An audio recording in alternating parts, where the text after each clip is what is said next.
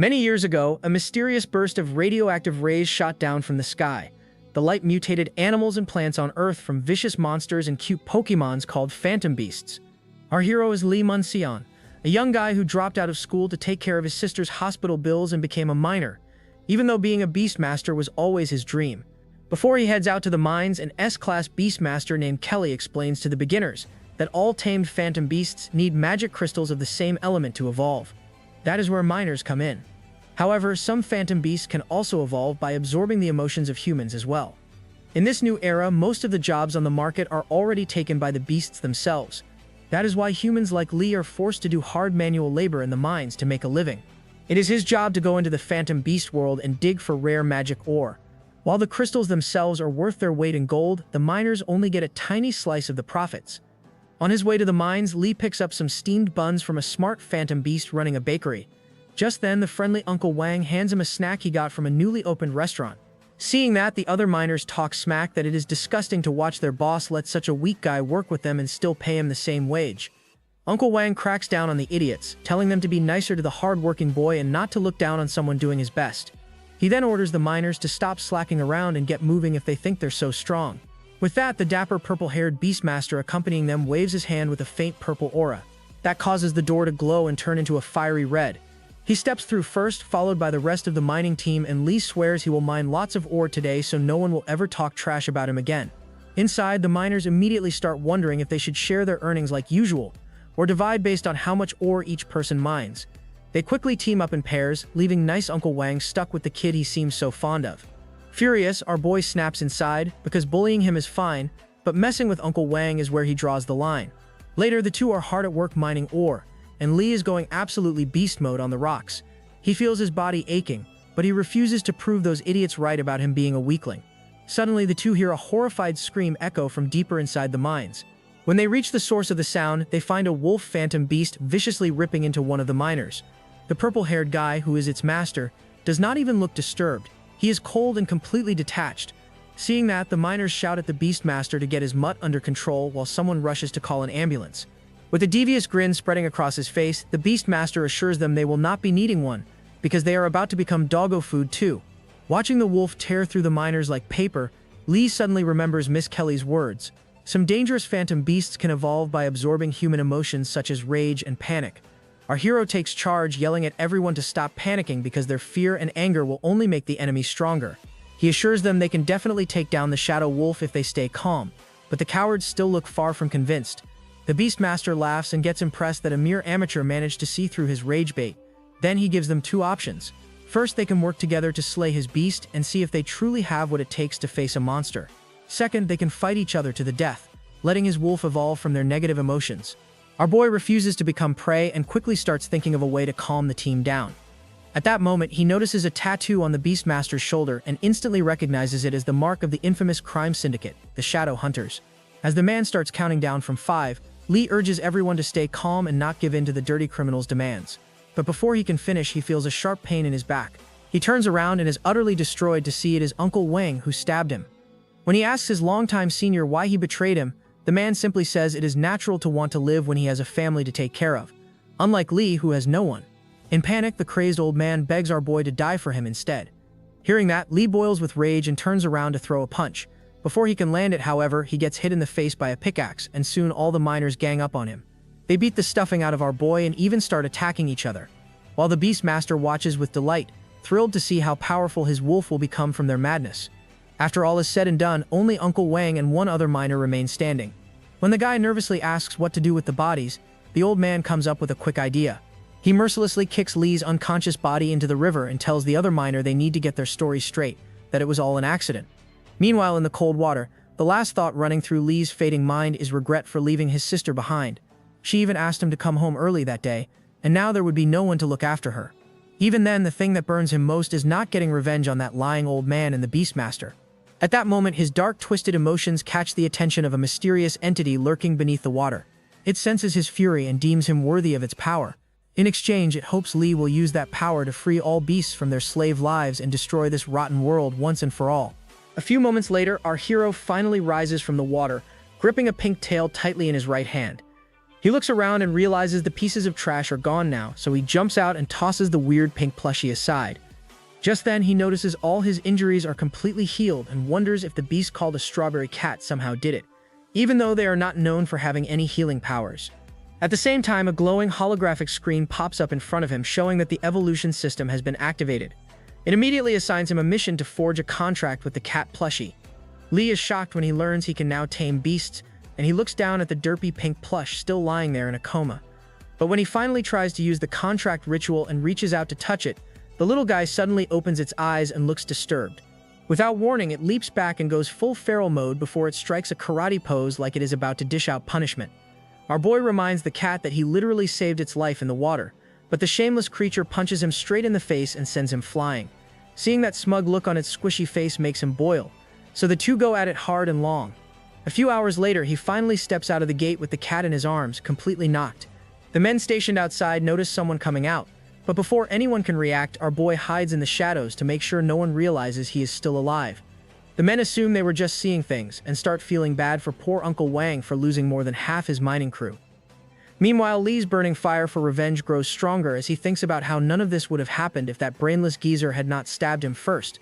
He makes his way back home, only to see flames blazing out of his apartment building as soon as he turns the corner. A neighborhood lady yells at him, demanding to know where he was lazing around while his house was burning down. But when she asks where his sister is, all the blood drains from his face. Without saying a word, he bolts toward the building to find her, ignoring the lady's warning that it is too dangerous to go inside. Even with the thick smoke stinging his eyes and choking his lungs, he pounds on the locked door, desperate to hear his sister's voice. While the strawberry cat is getting roasted alive like a marshmallow, Lee fumbles with his keys and tries to unlock the door, but the stubborn lock refuses to turn. Refusing to back off, he growls in frustration and drop-kicks the handle, only to break it clean off, making it impossible to open the door now. Lee's fury boils over, and he kicks the door again and again like a madman. Just then, he hears his sister choking inside, begging him to forget about her and save himself instead. At a complete loss, our big brother lets out a scream, begging for someone to help him save his innocent sister, who still has a long life ahead of her. At that moment, the system informs him that the strawberry cat has been energized by his rage. The little guy stands up, does another one of its weird karate poses, and smashes its paw forward with a super meow punch. The impact bursts the door wide open. Inside, Cian sits in her wheelchair surrounded by flames, staring at her brother with the same stunned look he gives her, confused about what just happened. The next day, Lee finds himself in another phantom beast realm, determined to hunt down more creatures to tame.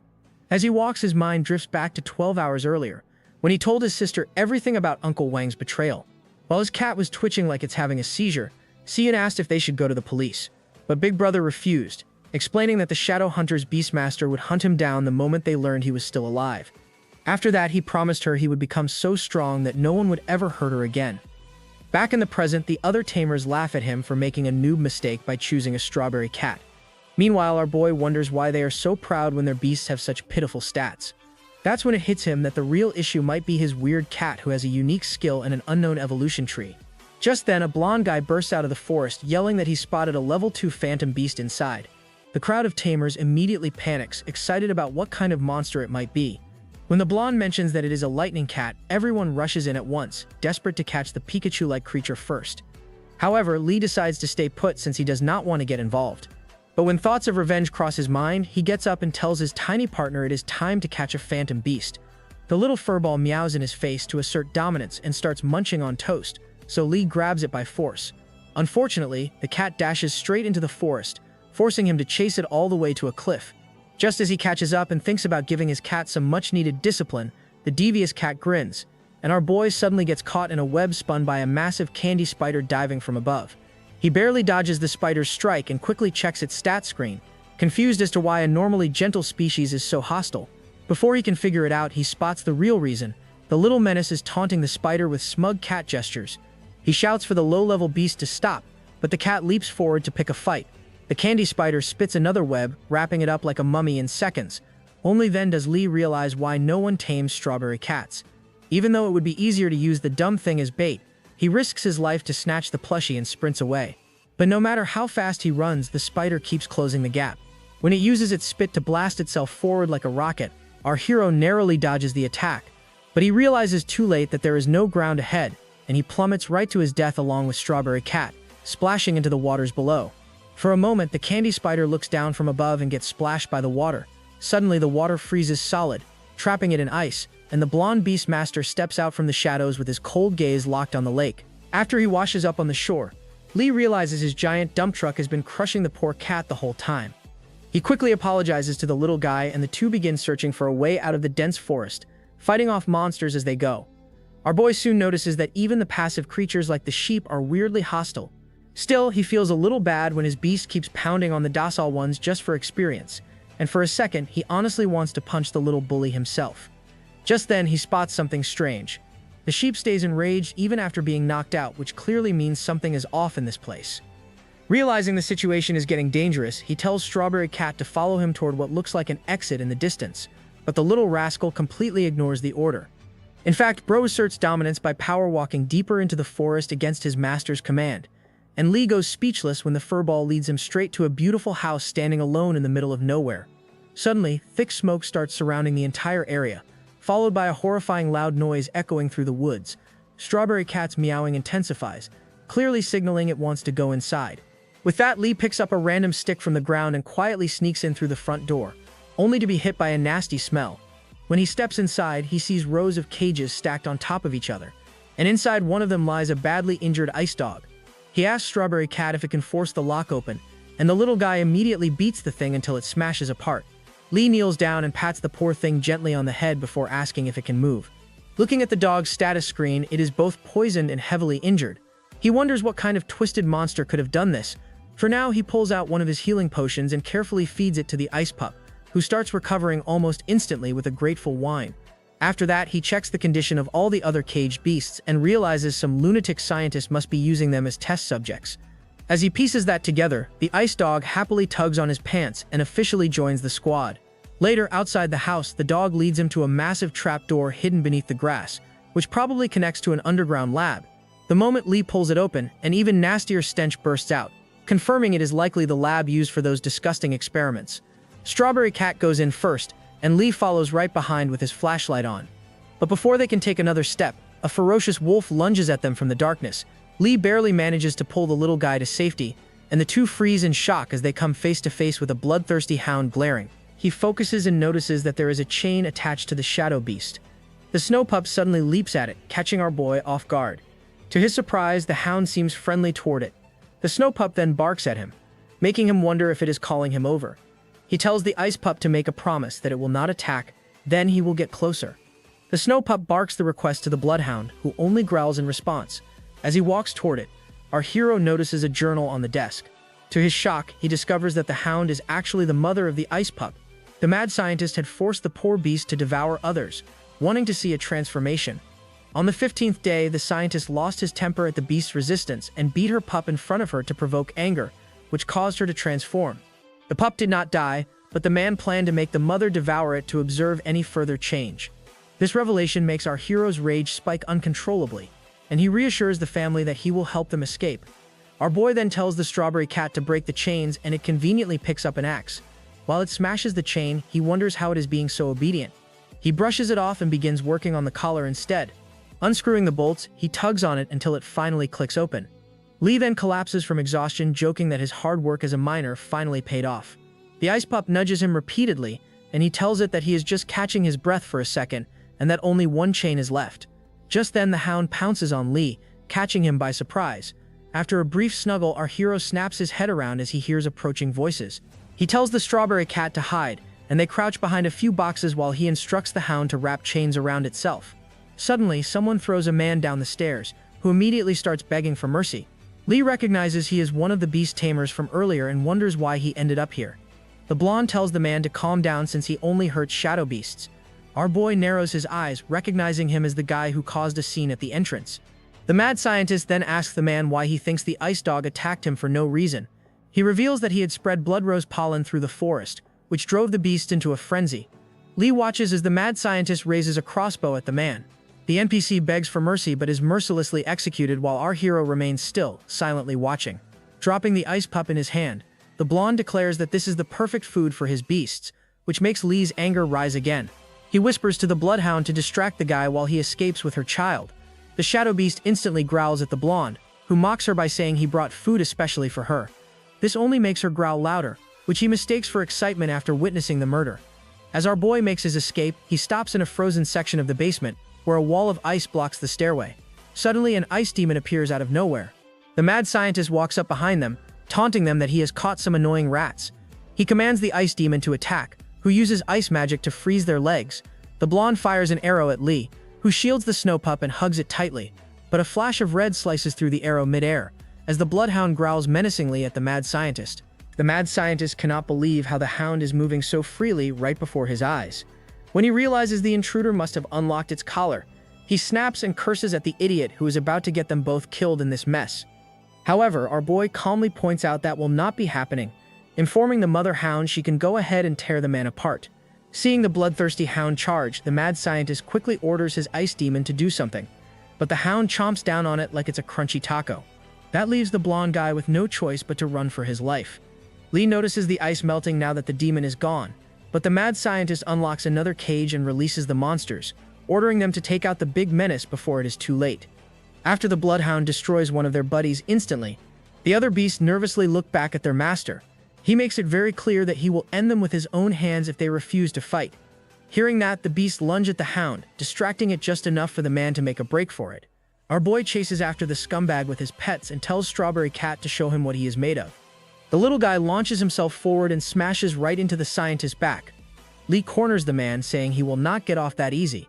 But the mastermind smugly explains he was not trying to run away and presses a button with a grin. As soon as he does, a crimson smoke wafts down from the roof and sends all the phantom beasts into a blind rage. Seeing the bloodthirsty hound and the others ready to rip each other to shreds, Lee grabs the mad scientist and points out that now both of them are actually going to die thanks to his stupid stunt. But the man grins at Lee's words and leans back, right in time for a massive iron door to drop down and separate the two of them completely. He laughs and wishes our hero a happy death. At first, Lee worries about what he should do with the enraged hound charging toward them, but he quickly realizes he needs to save the two he can, grabbing them tightly in his arms and making a desperate run for the stairs. The hound notices him leaving, and the little ice devil, somehow still alive, freezes his feet in place. With that, the hound swings her paw down at the helpless prey stuck in position. But at the very last second, she sees her cub's innocent little face staring back. That causes her attack to miss completely and shatter the ice, freezing our hero's feet instead. While he wonders if she finally came back to her senses, Strawberry Cat suddenly leaps out of his arms and goes full Super Saiyan, using the golden meow fist technique to absolutely annihilate the entire lab. That blast blows a hole straight through the house's roof, and once our hero escapes through it, he corners the scummy scientist once again. The mad scientist drops to his knees and begs for mercy, holding out his Pokeballs in desperation. Our hero coldly reminds him that all his victims begged as well, and asks how he treated them when they did.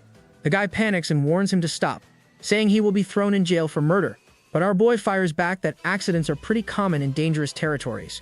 The blonde tries to speak, but Lee gives the order for the bloodhound to finish the trash. The satisfying screams echo through the basement, and after it ends, he tells the Strawberry Cat that it is time to go. Just then, the hound gently tugs on his sleeve, confusing our hero. The shadow beast nudges her pup forward, and he realizes that she wants him to take the ice pup with him. Seeing that the hound is on the edge of death, he picks up the pup and swears that he will take care of it. The shadow beast then slowly sinks to the floor, closing her eyes for good while our hero quietly walks away. The next day, he exits the portal, wondering how he can form a contract with the two beasts. He tries every method he can think of, but nothing works. Eventually, he lets the topic go and decides to let the ice pup sleep for now. Turning his focus to its stats, he checks the level up requirements and finds them surprisingly average. His attention then shifts to the Strawberry Cat, whose level up requirements look almost impossible, making him wonder if it is a glitch. Still, he feels reassured when he sees that it only needs one evolution crystal. Just then, he overhears two NPCs talking about a mining incident, which immediately catches his attention. Something clicks in his head as he recalls the mines. Walking up to the duo, he asks them to share the details, and they agree to tell him everything they know. Meanwhile, deep inside a random mine, the Shadow Wolf is having the time of its life, tearing into fresh victims. The evil Beastmaster states that he is happy that he didn't unalive Wong back then. The old man just endures the insults with a bow. The Beastmaster laughs, satisfied that his nightmare wolf is about to evolve again, and tosses Wong a shadow beast as a reward. Wong's eyes light up and he eagerly asks if he can become a Beastmaster too. The villain smirks and reminds him that the organization never lets its members down, making the old man bow even lower. The thug then orders him to dispose of the bodies and prepare for tomorrow's plans. The next day, all the miners gather in the forest. The old man notices a hooded figure standing in the distance and calls out to him. Our hero narrows his eyes, keeping his face hidden under the hood, while thinking that it was him all along. Uncle Wang compliments his fancy new clothes and introduces himself as the friendly team leader. Our boy shows him some serious attitude, which makes a girl with pigtails furious at his disrespect toward the nice Mr. Wang. Meanwhile, Lee cannot believe the scummy geezer is recruiting little girls for a mining crew, but the high schooler with anger issues insists she is a grown lady. Yeah, right. After that, Wang tells everyone it is time to roll, while Chen-Li looks nervous, planning to figure out why so many accidents happen in this particular mine. Stepping inside, Lee feels an eerie sense of familiarity in the tunnels where he nearly died once, and hopes the traitorous uncle does not try to repeat history. Wang then suggests everyone should split into pairs of 2 after showing them the mineral they need to find, warning them to call immediately if something feels off. All the men quickly pair up, leaving the little girl alone. Feeling bad for her, our boy invites the hopeless kid, who immediately goes all tsundere and starts insulting him out of pride. Like a true Sigma, he wishes her good luck and walks away, which makes her tough act fall apart fast. She shyly says she is fine with helping him as long as he does not get in her way. When he teasingly asks if it is her first time, Chen-Li gets flustered and brags that she is strong, so it will be easy anyway. Our hero tells her that does not matter and warns her to stay a mile away from the friendly neighborhood uncle. When she asks why he is saying that, he simply replies that she can follow his advice or ignore it. A short while later, she gets tired after some mining, so Lee hands her a water bottle and tells her to take it slow. Right then, the two freeze when a chilling scream echoes through the mine. They rush toward the noise and stop, stunned as they see a gigantic glowing mineral crystal that makes every miner drool at how rich they could become. The miner who finds it calls dibs on the biggest share, but Old Man Wang is already scheming. He notes that the beast tamer could not come because he was busy farming evolution mats. Wanting all the mineral crystals for himself, Wang decides he could become one of the strongest tamers with all that money. Just then, the miner asks if he still gets 60% like promised, with only 10% going to Wang's association. Uncle Wang has a stroke when he hears that, but the man hides it and pretends the guy is right before slashing his jugular in cold blood. The miners panic instantly, and he declares that all the minerals belong to him. Our boy expected this and tells the cruel uncle not to take what he is about to do personally. Just then, someone shouts out the nasty uncle's name. Turns out it is Chen-Li, who points a gun straight at Wang and yells for him to drop his weapon. The old man reluctantly complies, clearly not expecting the kid to be armed. She then shouts orders at the other miners to tend to the wounded. Wang tells her that she caught him off guard, but she mocks him right back for underestimating them. Lee, however, feels something is off because it is unlike Wang to surrender this easily. The old man smirks, confirming his suspicion, and our hero yells for the little officer to move out of the way. Just then, a massive stinger shoots out of the ground, grazing Chen-Li's cheek. She stumbles backward, barely keeping her balance, and wonders what the hell happened to her body. Looking up, she spots the giant scorpion and realizes in horror that it's a phantom beast. Wang mocks her for underestimating him and snatches the gun from her hand. She screams for everyone to run, but the old man warns the miners not to move a muscle. He threatens that whoever moves next will get pumped full of lead, and the crowd freezes in fear. He then offers them a deal to unalive the officer, and he'll let them live. Chen-Li shouts that the gun only has 3 bullets and urges them to run for help. The old man laughs at her suggestion, calling her stupid for thinking anyone would risk their lives, and then says that they're doomed to repeat his mistake anyway. Before he can finish his smug speech, our boy suddenly lands a punch straight in his face, sending him flying like a rag doll. The old man skids across the dirt, and Lee finally steps forward to introduce himself. Wiping the blood off his chin, Wang doesn't even look surprised to see his nephew alive. Our hero demands an explanation, and the old man admits that he suspected something was off when he didn't find any bodies after the fire. He calls Lee stubborn for surviving this long, especially after being stabbed like Swiss cheese. The miners start panicking, unsure of what to do, and Wang reminds them of his earlier offer. He calmly assures them that if they side with him, he won't need to dispose of anyone. The miners hesitate for a moment, but then surround our hero, making it look like they're about to beat him up. Lee tells them that their actions are their own choice. Since the strong always eat the weak, he doesn't blame them. But to his surprise, the miners shift stance and stand beside him instead. Wang looks completely stunned as they shout back, telling him to shut up and then declare that they'll protect the younger generation no matter what. Lee takes a breath, realizing their resolve, while the evil geezer loses his patience.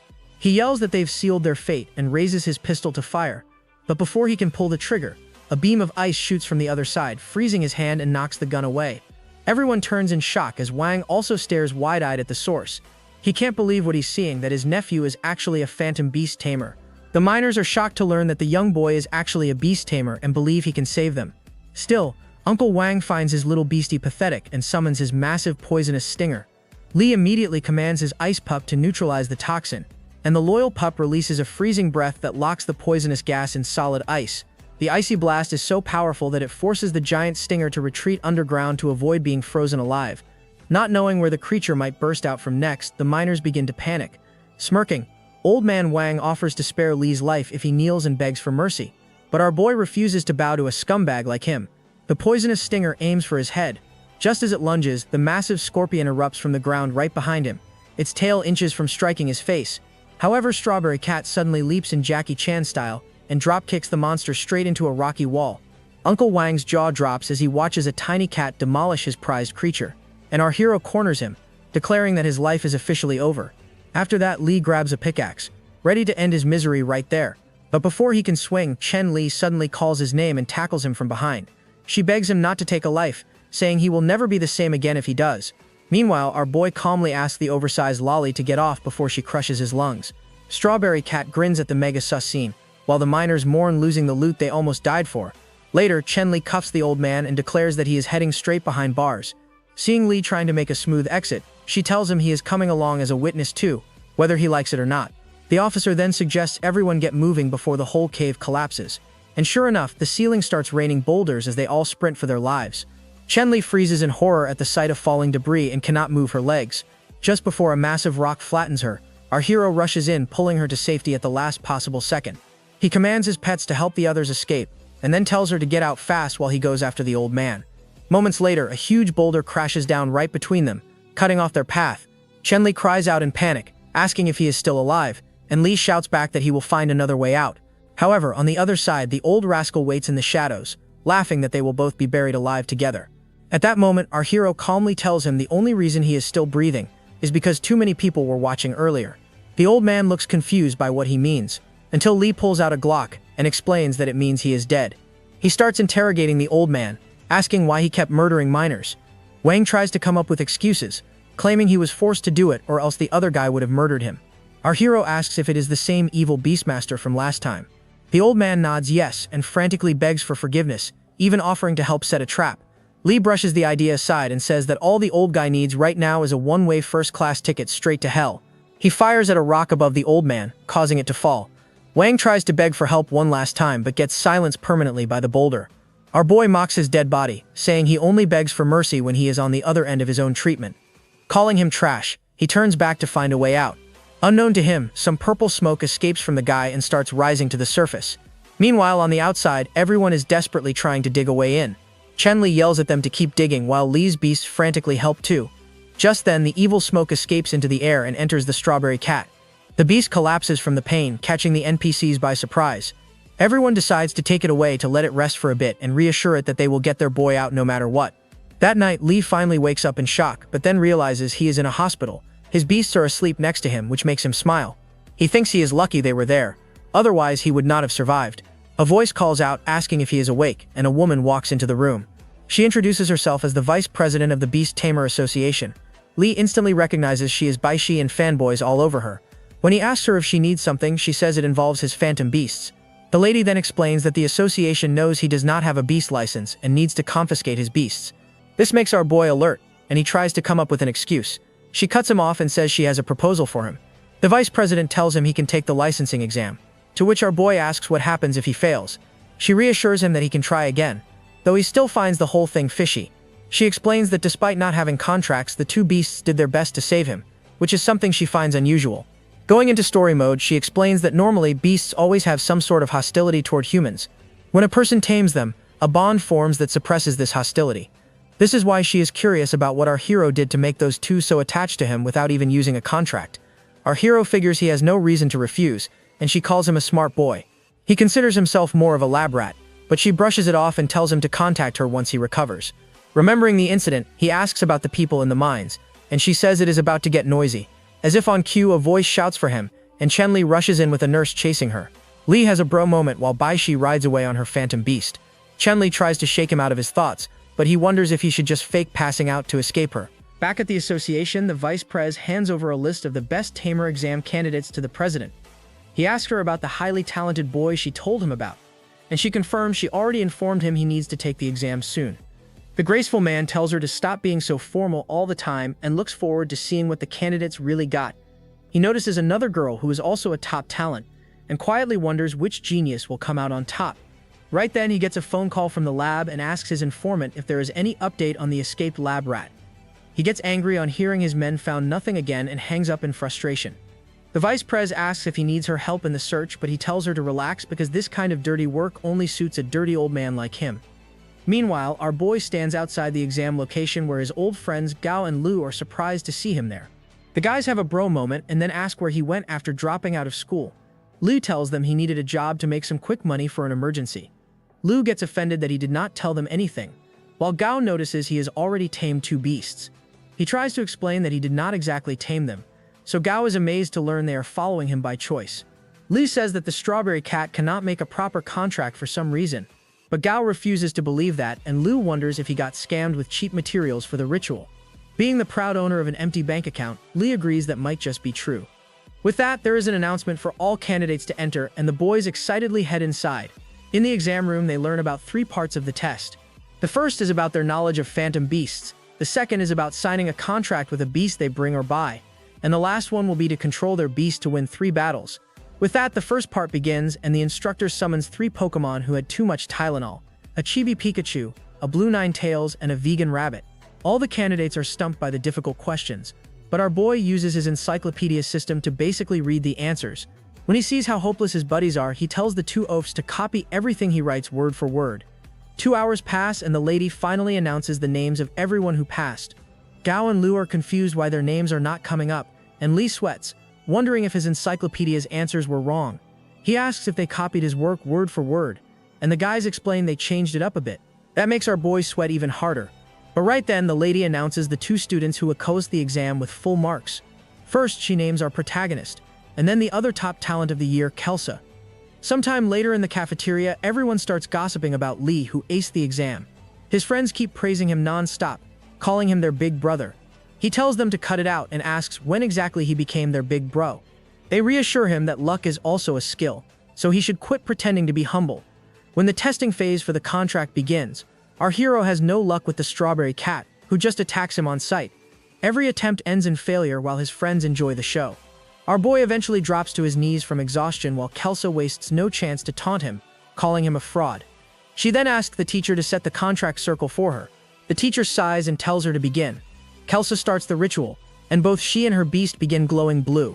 However, something suddenly happens to the ice python, shocking the girl. Flashback to before the contract test. Kelsa walked up to our hero full of sass. Lee recalls she is the other student who also got a perfect score, and asks if she needs something. She boldly declares that she is better than him in every way, which makes Liu snap and tell her to shut it. Kelsa mocks him, saying he should step aside since he cheated, but he tells her to screw off. Meanwhile, our boy notices something off about her phantom beast and checks its stats. He tells her straight up that her beast looks suspicious and she should have it inspected at the dealership. She ignores his advice and snaps that people like him are known for deceiving others. She leaves, but not before warning him not to run into her during the tests, or she will send him crying for his mama. After returning to her apartment, she slaps her cheeks and keeps gaslighting herself that she is the best and cannot lose whatsoever. She then pets her ice python, telling it that they have to do their best, completely missing the evil aura in its eyes. Sometime later, the contract rituals begin, starting with a curly-haired guy and his mouse phantom beast. Gao and Lu comment that this second trial is practically a breeze, since all they need to do is form a contract. Our boy looks nervously at the strawberry cat, but it just gives him a nasty look in return. The teacher then calls Lee to the stage for his turn, and his friends start cheering loudly. He stares down at his beast, telling himself that this is it, then announces that he is starting now. As soon as the contract circle activates, the little rascal loses it and smashes the ground with a punch. His friends are left speechless by the scene, while our hero grows more irritated by the second. The other candidates are laughing their heads off since they have never seen a reaction like this before. The teacher asks if he wants to switch his beast, but Lee insists on continuing with the little rascal. Even though his compatibility with the ice pup is higher, he believes this is his only real chance he will get with the strawberry cat. He tells himself that he has to do this no matter what, but the beast still refuses to listen and smashes the ground again and scratches his face. All the others burst out laughing at the sight of someone with such weak aura that even a strawberry cat refuses to acknowledge him. Lee admits defeat and gives up eventually. That is when Kelsa tells him to step aside so she can show everyone what a real beastmaster looks like. She asks the teacher for permission to start the contract, and then confidently starts the process with her ice python. Everything goes smoothly at first, until the snake gets angry all of a sudden. The snake suddenly goes nuts and starts lashing its tail around wildly, hitting everyone in sight, including the lady overseeing the exam. Our hero manages to leap in and save her at the very last second, landing in a sus position as usual. He gets angry that the stupid girl still did not follow his advice to get her beast checked earlier. While all the other candidates run for their lives, Kelsa rushes toward her precious Jennifer in panic. Lee tries to stop her because her beast is clearly not in its senses right now. But the Karen angrily slaps his greasy hands away and swears her pet would never hurt a soul. She calls Jennifer to come to mommy, but the demonic ice python turns around menacingly and starts approaching her slowly. Suddenly it lashes Kelsa so hard that she's thrown into the iron fence, then follows up by going in for a deadly bite. In that moment she sees her entire life flash before her eyes. She remembers her parents constantly annoying her by saying she needs to learn from her brother's example. That irritated her so much that she was dead set on becoming far stronger than her dumb brother. Over time, she trained her ice python ruthlessly and never let it rest. Although that training made it faster and stronger, she realizes she made her best partner hate her in the process. With its jaws wide open ready to swallow her whole, Strawberry Cat comes in clutch, punching it away with perfect timing.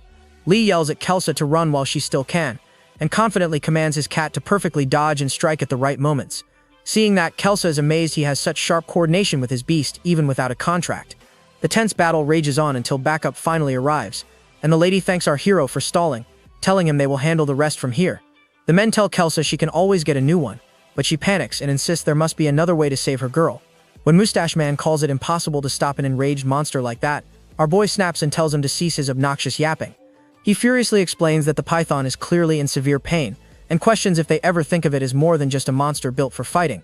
Lee tells Kelsa he will save Jennifer no matter what, but Mustache Man mocks him, calling him nothing more than a contractless brat. Hearing that, our hero yells at his partner to make the darn contract if he wants to save the ice python as well. Just then, a golden light envelops the two, and their contract is successfully forged. That leaves everyone absolutely bamboozled at how the two managed to make a pact in such a chaotic situation. After that, Strawberry Cat locks in and uses just one kung fu fist, which is somehow effective against rage, to completely blast the ice python unconscious. Sometime later, the vice president begins her meeting and asks about the situation. The official explains that the ice python went berserk but was stopped by our boy. However, the cause behind the incident is still under investigation. Baishi then asks about Kelsa, and the official replies that she is fine. Staring at the files, the vice pres wonders what could have caused it, and tells the official to give her some privacy. The man bows respectfully, thinking that Lee is insanely lucky to be having a private conversation with her. A drop of sweat rolls down his temple as he remembers insulting the guy earlier. Once he leaves, she praises our boy and mentions that the junior certificate might not be enough for someone like him. He tries to play it off, but she tells him to quit pretending to be modest, reminding him that staying calm in a life-or-death situation is no small feat. She hands him a paper saying it is the highest qualification she can offer at this branch, which makes him light up. She continues that it would not be surprising if he soon took the senior licensing exam. Getting serious, Baishi adds that since he is officially a beast tamer now, she has a mission for him. Meanwhile, in another building, a thug orders his lackeys to destroy everything and leave no trace. He curses himself for not using more poison and admits that the plan was a total failure.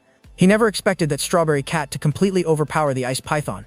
Just then, one of his lackeys reports that everything has been smashed, and they prepare to leave. Suddenly, a voice tells them not to be in such a rush. The thugs turn around in surprise and question the mysterious stranger. The Mohawk guy loses his patience and pulls out a gun. They open fire, but the bullets bounce off harmlessly like your attempts to flirt with your crush. The gangsters freeze, realizing this man might not even be human. The long-haired thug tries his luck with a pipe, but the stranger effortlessly catches it mid-swing and says that was the wrong answer. He then summons his phantom-type shadow beast, making the thugs break out in a cold sweat. They immediately drop to their knees and beg for mercy. The stranger asks who gave them the orders, but they stay silent, terrified of being unalived by their master. The man in the suit doesn't press them, which briefly makes them sigh in relief. But then he adjusts his gloves and calmly says he's quite skilled at talking with the dead. The guy then commands his phantom beast to attack. The thugs beg that they will talk, but it's too late, and they get ripped apart in seconds. The man in the suit then grabs one of them by the face and looks into his memories. Inside, he sees a blonde man giving orders to sabotage the competition. When the image fades, the mysterious man opens his eyes, thinking that he finally knows who's behind it. Back with our hero, he wonders if the mission might be too dangerous, but Baishi reassures him that he'll be fine. She then asks why, instead of chasing wealth, everyone now dreams of becoming a beast trainer. Like a kid, Lee answers that it's simply awesome. She corrects him, saying that reaching the intermediate beast master level unlocks a broken ability. Normally, no matter how tough someone is, they can't take a bullet. Our boy catches on to what she's implying, and she confirms that at that level, Phantom Beast can actually take some of the damage for their master. It is explained that soul link is a technique only intermediate tamers can use to link their soul with their pets, causing all their damage to temporarily transfer to the tamed beast. The next day at the park, the ladies are instantly impressed when they see such a young guy with a massive tamed lion. Right then, the lion's actual owner arrives and Bowl-Cut Boy thanks him for hiring him as a babysitter. Even though all his aura gets instantly deleted in the ladies' eyes, the guy is still glad that he at least managed to get their attention for a moment. After that, the girls notice our boy taking a casual stroll and wonder if he's also just a babysitter, because someone that young surely can't be a real tamer. Bowl-Cut Boy assumes Lee is probably a babysitter like him, since there's no way someone that sloppy could actually be a tamer. After our boy takes his seat, the guy asks him how much he charges for walking dogs.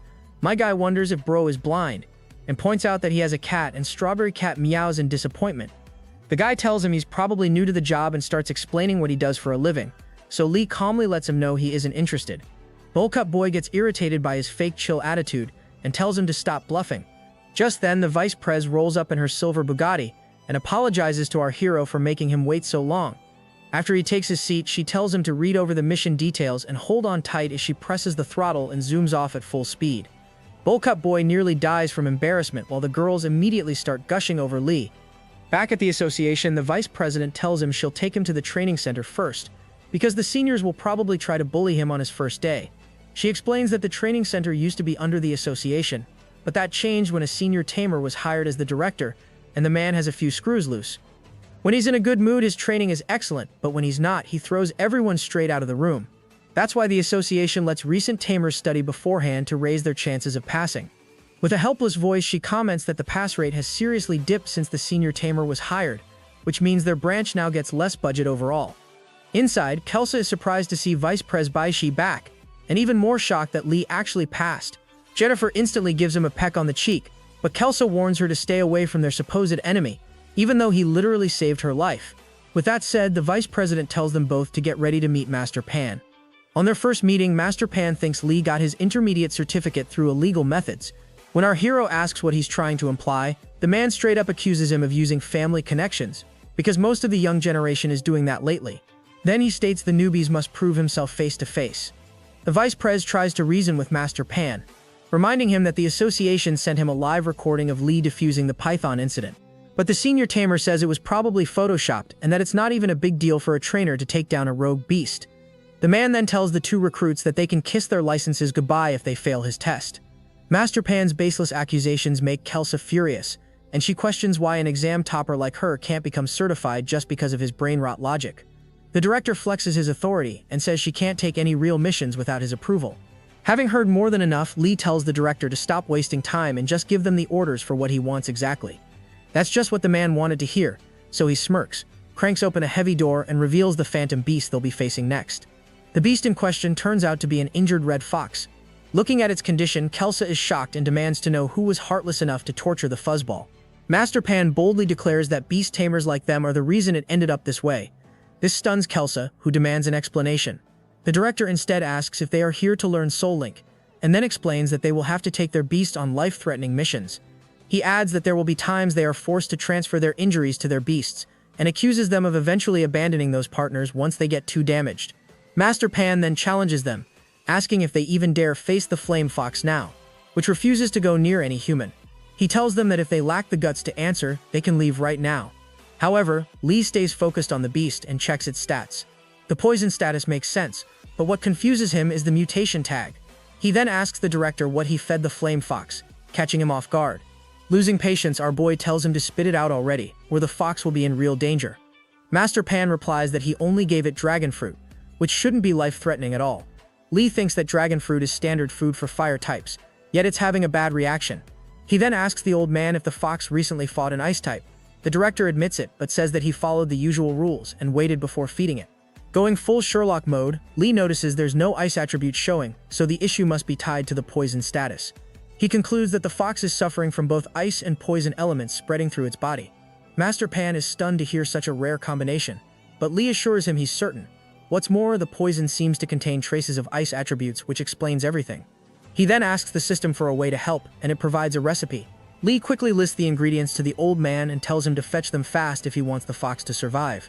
The director looks doubtful that this random student can cure the beast, but Lee confidently says he'll do his best, Moments later, our hero awakens his inner Gordon Ramsay mode, mixing ingredients and preparing the medicine. The director and Kelsa exchange looks, unsure if he's a doctor or a chef right now. After a while, Lee turns around holding a bowl of disgusting-looking sludge in his hands. Both of them doubt that this plate of vomit could cure anything, but Lee ignores their judgment and sets it in front of the beast. He tells the fox to trust him and eat, since refusing means certain death anyway. An hour passes and the flame fox has been vomiting non-stop. Master Pan loses it, shouting that Lee made things worse. Lee tells him to chill his buns and insists his measurements were correct. Just then, flames roar to life behind the old man, who spins around in shock. Lee grins and declares that the flame fox is back to its full glory. Pumping his fist, he tells it to make the most of its second chance and introduces it as a frostfire fox. The director is stunned that it even managed to evolve, while our boy congratulates the beast proudly. Lee then asks if he passed the test, leaving the director speechless that the kid doesn't realize the extraordinary feat he just pulled off. Playing along, he agrees to teach him the secret arts, but warns him of one thing. If Lee ever abandons his beasts, he will personally hunt him down. With that, the director tells him to follow. But just then, the frostfire fox tugs on Lee's shirt, leaving him puzzled. The fox suddenly licks Lee's cheek, making him laugh out loud. Meanwhile, the two watching are speechless that the fox actually warmed up to the guy. Our boy tells the beast that he will be heading out now, which instantly makes it depressed again. The director delivers a swift punch to the back of his head, yelling at him for being dense about its feelings. Lee argues that he does not have the money to care for such an expensive beast, and besides, he does not have the previous owner's permission. Master Pan explains that the trash who owned it before was kicked out of the organization for mistreating it, so Lee has nothing to worry about. He then adds that raising the strawberry cat is easy anyway, since it just eats scraps. That remark makes the little rascal rage, while Lee sighs that he already has an ice hound at home, so things are tight. The director stays firm that he cannot hurt the fox's feelings any further, then offers him a job treating phantom beasts. Lee's eyes light up instantly and he accepts on the spot, making the fox beast just as happy. The scene shifts to the vice president arguing with director Liu over the phone about allowing Lee and Kelsa to join the dangerous military mission. She reminds him that the students are only supposed to observe, but the director tries to reason with her. He explains that ever since phantom beasts appeared, every country has been racing to develop the strongest ones. That is why they must maintain their edge to protect their peace. He warns her that if other countries get ahead, the balance will crumble. He promises that the students' safety will remain the top priority, but this is a risk they have to take. After a pause, Baishi reluctantly agrees. The next day, all Beastmasters in the region gather for the mission. Our hero looks around and realizes these are the best of the best. He notices that every tamer here has 2 phantom beasts, with at least one being tier 2 or higher. Just then, an armored vehicle rolls in and everyone starts whispering with excitement. A macho guy steps out in a military uniform, and the Beastmasters immediately start gossiping that he does not even look strong. Not letting that slide, the man in sunglasses lets out a wave of aura that freezes everyone in fear.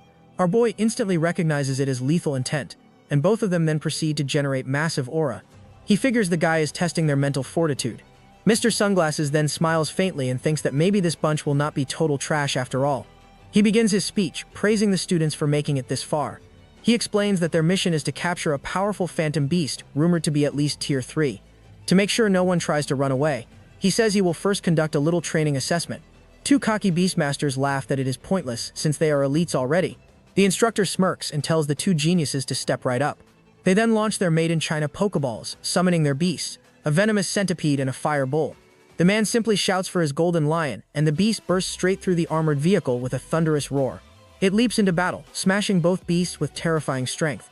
The fight ends in less than 5 seconds, leaving the 2 overconfident students stunned. The onlookers whisper in awe at how insanely powerful that creature is, while Lee uses the system and realizes that the golden lion is a tier 3 beast. The instructor explains that the golden lion is nothing compared to the beast they'll face in the future. He declares that anyone lacking the strength for it should step down now, since the military has no use for trash. A few students instantly bail, muttering that their lives aren't worth the risk. Our hero stands his ground, remembering what the vice prez told him. She had warned that the mission would be dangerous beyond reason, but in return, the military could help his sister walk again. That thought alone keeps him motivated enough. Snapping back to the present, he notices Kelsa approaching and asks if she's sure she doesn't want to leave. She takes it as an insult, but Lee quickly clarifies that her python might turn hostile in such an intense environment. Kelsa brushes it off, pointing out that his situation is far worse with the strawberry cat. The instructor then steps forward and announces that he'll explain their training plan for the coming days. He states that since they're all elites, he won't waste time teaching them about forming bonds with their beasts. From today onward, they'll focus on syncing perfectly with their phantom beasts and learning to complete missions under pressure. Since 12 people remain, he orders them to form groups of 3. The Beastmasters start scouting for partners, while our boy sweats nervously, realizing he doesn't know a single person here. Two NPCs instantly start hitting on Kelsa, boasting that they can protect her. She rejects them without hesitation, which ticks one of them off. The guy orders his Pikachu to attack, but it gets obliterated in one hit by Jennifer. Kelsa walks up to our boy and tells him he can team up with her if he begs for it right there. Before he can say anything, a girl approaches Lee and calls out his name. She introduces herself as Park and asks if he'd like to partner up with her. Our hero is taken aback by her looks, and she adds that she noticed how he didn't flinch earlier when the instructor released his killing intent, so he must be strong. Lee scratches his head and admits that his phantom beast is just a strawberry cat, which makes the little rascal fume. Before he can explain, Park tells him it doesn't matter since phantom beasts can grow stronger, but people can't. Seeing how honest he is, she summons her own phantom beast, revealing a radiant Tier 2 lizard named Kalen. Our boy's eyes widen in awe at the sight, and Park then asks if his reaction means yes. Seeing her strength, he agrees instantly, but his hand suddenly gets smacked away. Kelsa barges in and demands to know why he ignored her this whole time. She insists he can't team up with Park because she seems suspicious and stays stubborn about it.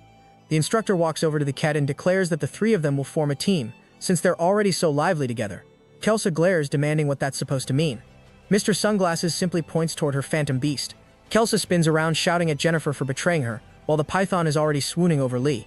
Meanwhile, the instructor thinks that it's incredibly risky to recruit this batch of students, and they should enjoy the peace for now. The scene then shifts to a hospital room, where a man slowly wakes up on a bed. Baishi walks in alongside a commander, and the man tries to speak but no words come out. He begins to panic as he realizes he can't make a sound.